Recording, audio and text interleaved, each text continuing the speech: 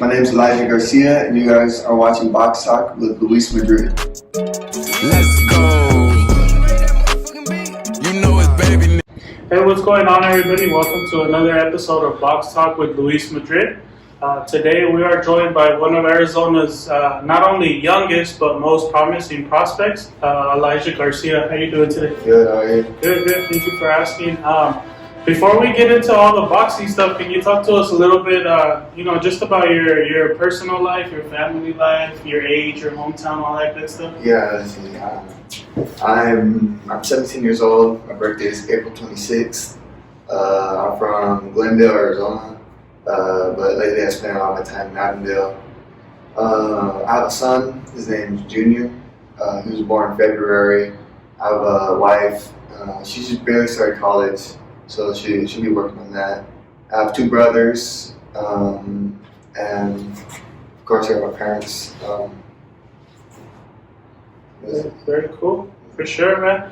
And as far as the boxing stuff goes, I know you come from a long family of boxing, basically, right? You're like third or fourth generation boxing. Yeah, I think I'm the third right now. Cool. So my father fought. He fought on the USA team.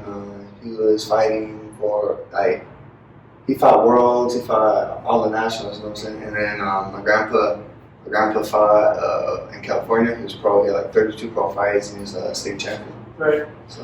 And I think I read somewhere too that you're related to Martillo, right? To Gonzalez. Is Yeah, that that's right. That's my mom's brother. Oh, okay, yeah, I think I read that somewhere, and the name sounds familiar, as far as like the whole hammer thing, but Yeah, it's about two hammers, Yeah. He grew up at Martillo. I grew up hammer. Right.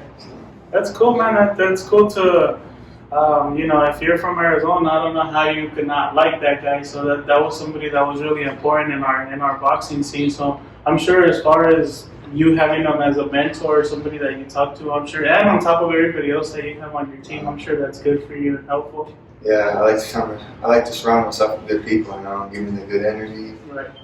It's all positive. I love it. Cool, man. And as far as the actual boxing itself, the introduction to boxing, how does that start? Is it just one of those things where it's almost not even a question? It's in the family. Did you kind of get pushed into it?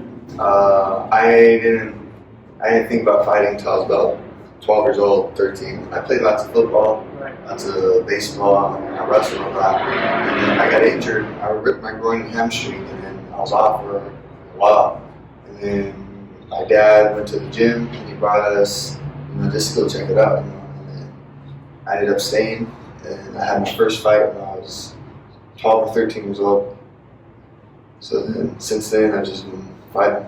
Do you remember how long after you started training you had like your first amateur fight? Yeah, I remember. I trained for about a year and a half because I remember I really sucked. I'm not gonna lie, I sucked, and I was getting lots of sparring, and then we actually fought in San Diego for my first fight because I fought a guy and I was like 12 fights, Yeah. So we figured if I fight out there and I lose, no one would know about it. So then I ended up winning. So. The gym, Canelo trains at San Diego. It's on Rio Drive. I forgot. I didn't even know. That's a boxing. I honestly thought he had his own gym. I've seen he does. Sometimes he goes and trains over there. But I don't know. It was a good experience. Yeah, for sure, man. That's crazy. That I feel like that's kind of how it is sometimes. Like, for example, I don't know if you know Mikey Garcia's story, but he didn't want to box either. Yeah, he went to like the police academy or something like that. So I believe it. Sometimes I guess it's just in your blood, and it's just in your blood, and you give it a shot, and you probably don't necessarily like it at first, and then you end up becoming good at it. That's how it was, yeah. And that's cool, man. And what do you think followed after that? So as far as like jumping into the amateurs and then slowly rising in the ranks in the amateur rankings, and then I think you even were on the USA team, right? Mm-hmm. Talk to us a little bit about that, some of your accomplishments. How that went. Well, my first fight, I won that, right? So then after that, I was like, I want to fight more, right? Right. But the thing was, I was 12 years old, 132 pounds, and it wasn't a lot of kids. So let's see, my first couple of years, I only had a couple fights. And then I won the U.S. championships when I was 14 years old. I had the first fight when I was like 12, won the championships when I was 14.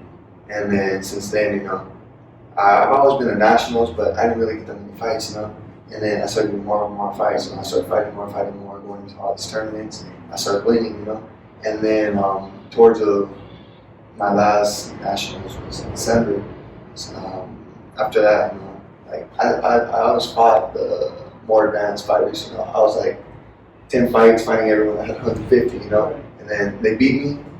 And as I got older, I came back and started beating them, and I had to start changing weight classes because they want to fight me. And then I turned pro shortly after. Right. And what does lead to that decision of going pro, especially so young? Because I think you turned pro at 16, right? Yeah, I turned pro at 16. I barely turned 16 and we turned pro.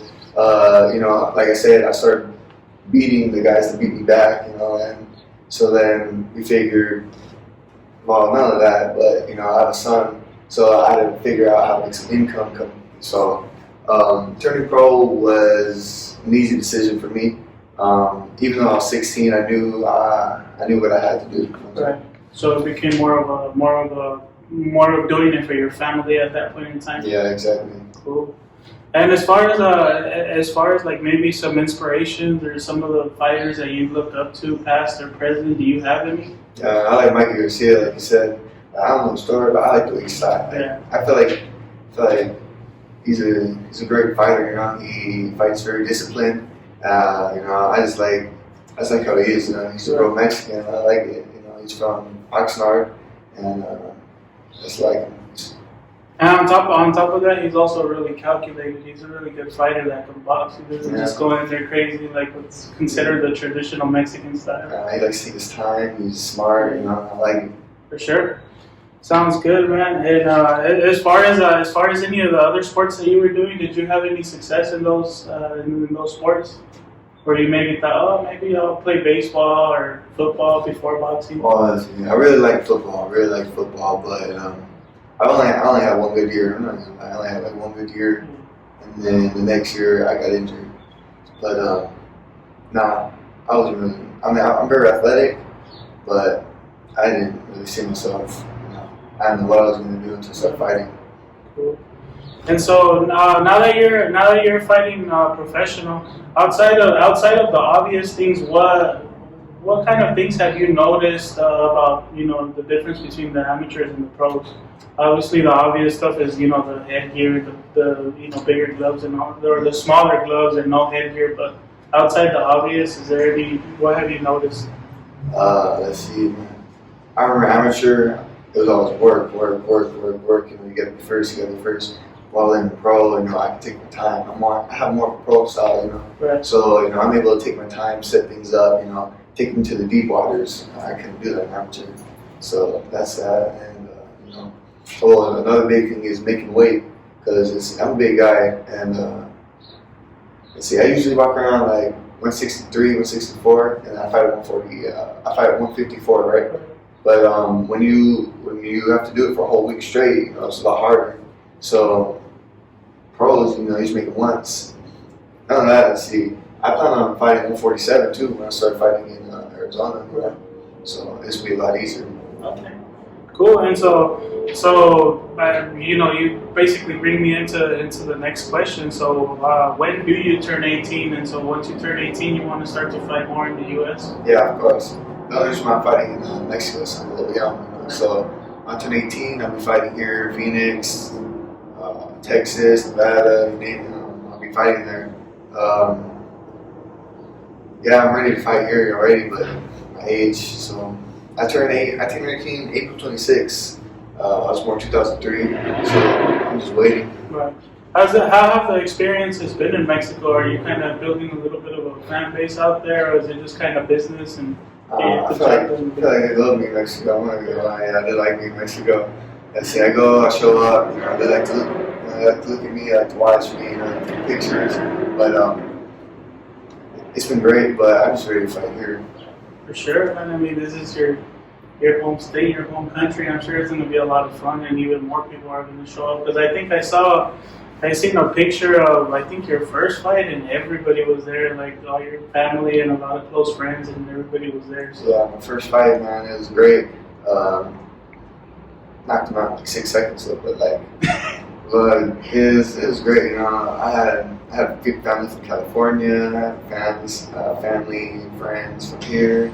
I even had some family in Mexico over, so it was great, man. I loved it. You remember what part of Mexico was it? San Luis, Okay. little border town. Oh, okay. Cool. Sounds good, man. And then to get into some current events a little bit, man, talk to us about, how has your crazy 2020 been so far? How did COVID surprise you in the beginning? How did it affect you, your practicing and boxing and all that stuff? I'll be honest with you. I feel like a lot of people hate 2020, right? So for me, it's been my best year. You know, Right. my son was born this year. I had my first two fights. So I had my first pro fight in February, and then a week after, I had my fight in March. And then after my second fight, the whole COVID thing went down, right? So I was in quarantine for like 7 weeks straight, nothing like. And I had my wife with me, my son. I think that was the best part of it. You know, I was there with my family. Where I was able to, spend time with my son. I wasn't really able to do that because I was fighting, training with him. But it's been great. And then I was probably I was working out at the house, you know. And then as it got farther on, I started going to the gym by ourselves for a while. And then I had my fight. I was probably off for about three months, at first. And then I had my fight in August. That's when I came back in August. My first fight back.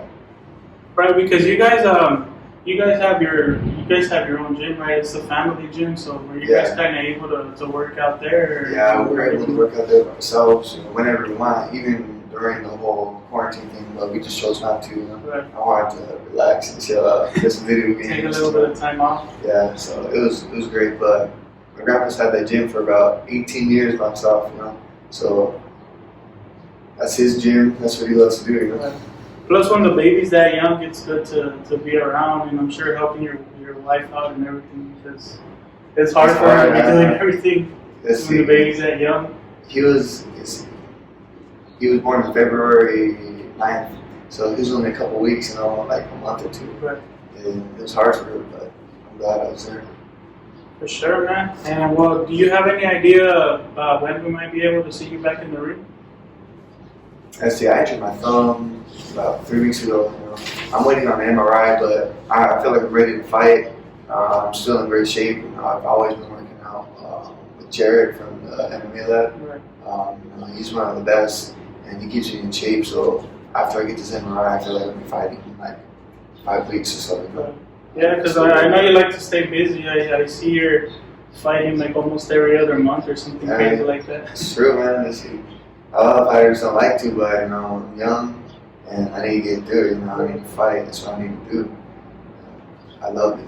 What about sparring? Do you go out of state to get any good sparring or anything like that, or with COVID does it kind of slow down a little bit? Nah, I haven't been out of state for a while, but I remember when I was amateur. Indio was calling me over. The boys and girls. They were calling me over to go spar with Lamont Roach. Right. And I was still amateur, but since then I haven't been going out to spar. I barely spar, other people here. I get a lot of sparring from the gym. Right. Just working on things, helping each other out.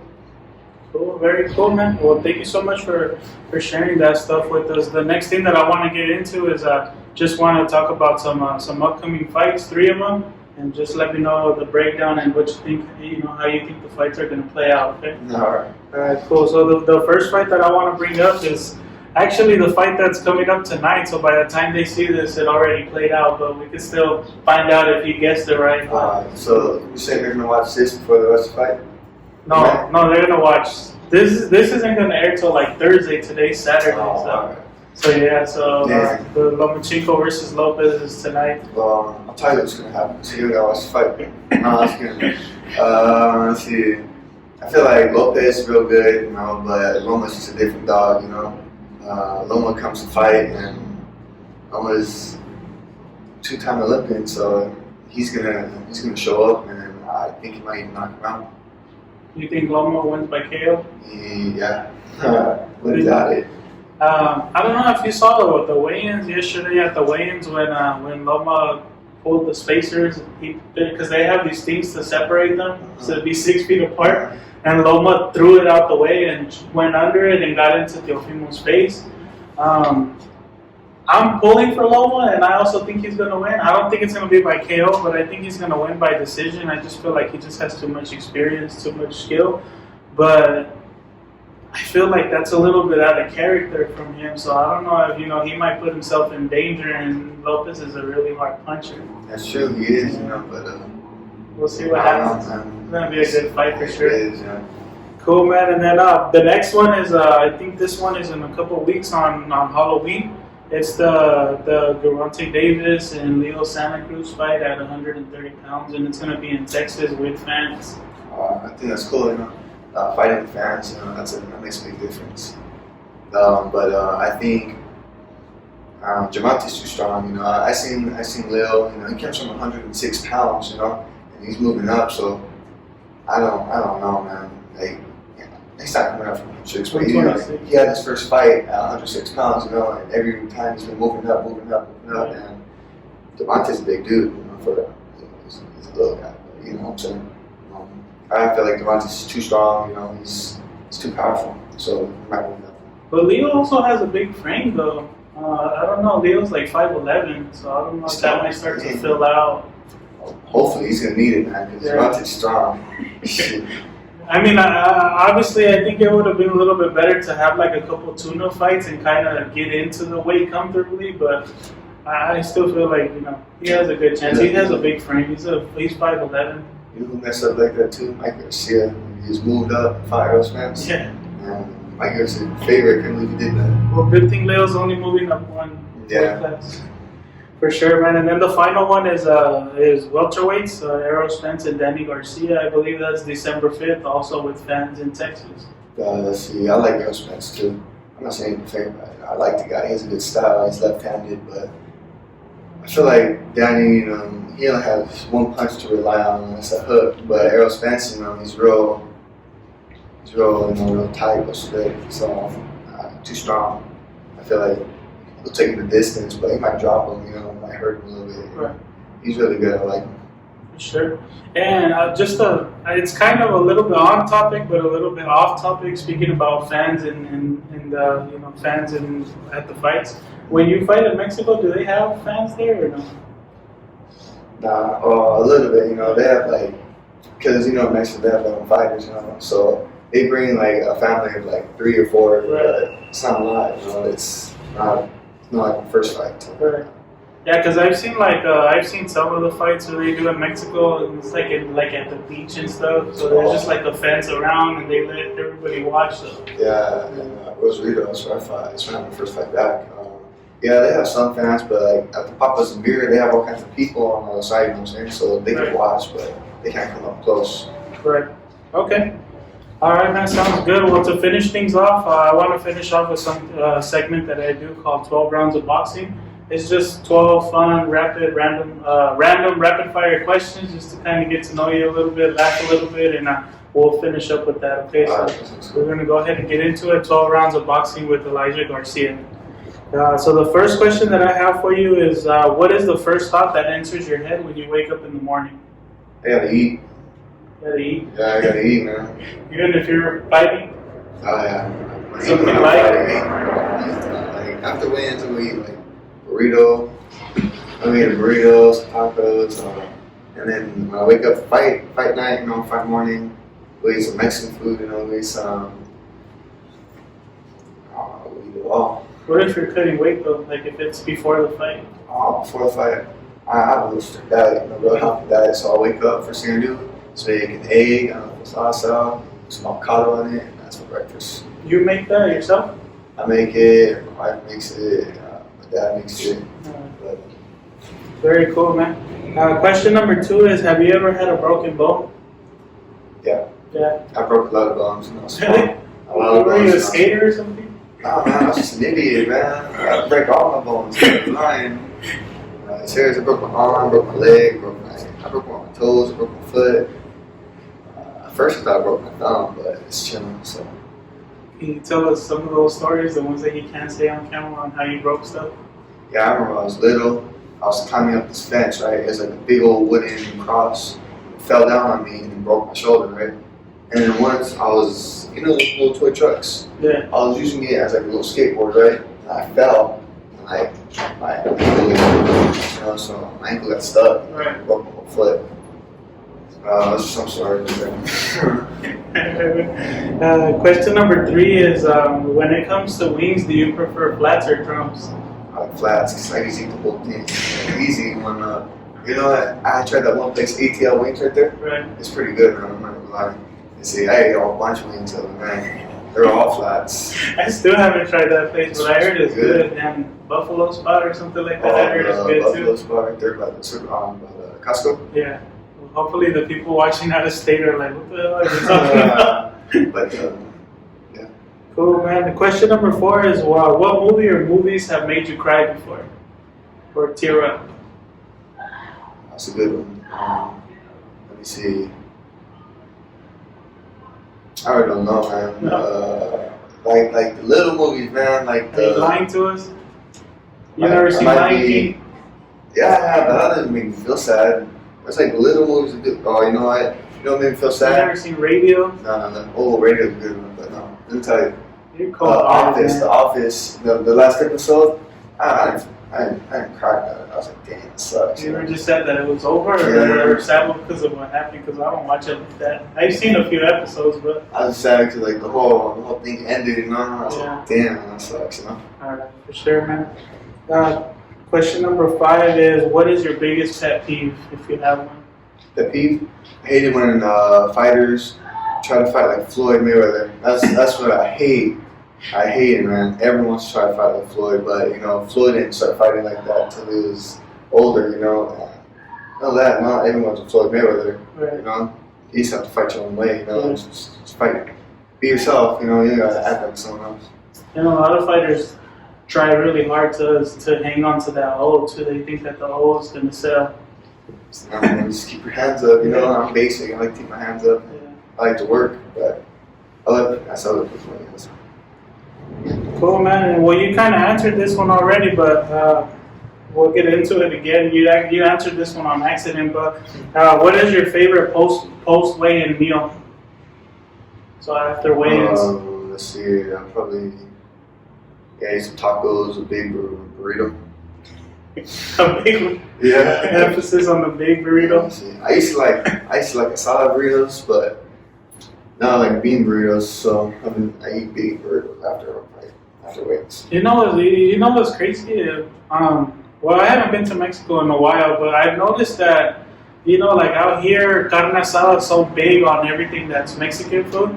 But I mean, I guess the borders maybe it's still the same because it's so close to the U.S. or whatever. But when you go deeper into Mexico, carne asada is not as like popular. I've literally been to places where I'm like, can I get a carne asada burrito, and they don't even have carne asada. Yeah, I've been that deep in there. See, deepest I've been is Asuncion, Chihuahua, and they really didn't have this kind of stuff either. But they have lots of good chile burritos. I think they have like this thing called picadillo or something like that, or they just have they always only have like 4 or 5 options. It's not as much. Yeah, but I didn't mean to cut you off. What were you saying about the burritos? They have good burritos as well. Like they have carne asada, but they have like good little chicken burritos and little lengua and stuff like that. It's good. I like it. Alright. And the question number 7 is, what does your music playlist look like? You know, I listen to all kinds of music. I listen to a lot of music, but like when it comes to like motivational, I like Young Jeezy, like Tupac. You know, I like Jeezy because you know the beats and then his lyrics pretty hard too. So that's probably my stuff right there. All right, for sure. And question number 8 is, what is the worst job that you've ever had and why? My worst job? I've never worked. No? Nope, never worked. And I help people out. I help my dad out with some AC stuff, but I never worked really, man. See, boxing is my job, you know, that's what I do every day, you know, all day, every day. That's my main job, you know. So it's Cool. And question number 9 is, what is your favorite holiday and why? I like Christmas. Christmas is my favorite. You know, all the food, you know, all the tamales, all that stuff. And on that, I get to spend a lot of time with my family, you know. That's probably the best. Spend time with my family. Have you ever had like a big fight around that time and you had to like lay off the tamales or something and you not get to enjoy it? Yeah, I remember once. I think it was for regionals. The regionals, and I remember I couldn't eat nothing. December, man. I didn't eat anything because regionals was like January and the nationals was February. So I had to miss out. That sucked. Yeah. I miss out on Thanksgiving a lot too. That sucked. That sucks, but. Sure, man. Question number 10 is if you could have any superpower, what would it be? I like to read people's minds. That'd be my number one thing, to read people's minds. Like, people ask me that all the time. I feel like reading someone's mind, you know. So I'm one step ahead of them, you know what I'm saying? So I'll be it. For sure. And then question number 11 is what is your favorite place to travel to in the world? I hate traveling, but if I had to say, I'd probably Mexico. Mexico's right there down the street, you know. You hate like being in a car or I a hate plane being for a in the long car, time, or yeah. you just hate going to places that are new? I hate being in the car. That's what I hate, you know. When we go to California, we always go like to Northern California, like Salinas, you know. That's like a 10-hour drive, you know what I'm saying? That sucks, man. But when we get there, I just want to stay there, yeah. I'm gonna go back for a while, you know. What about flying? How do you like flying? I can fly all day. Yeah. That's easy. I remember we flew from here to like West Virginia. It was like 5 hours. That was perfect. For sure. I like that. Cool, man. And the final question that we have for you is when it's all said and done, what do you want people to remember you for the most? Regardless of if you want to talk about boxing or just life in general. I want people, you know, when they see me, I want them to see me as a role model, you know.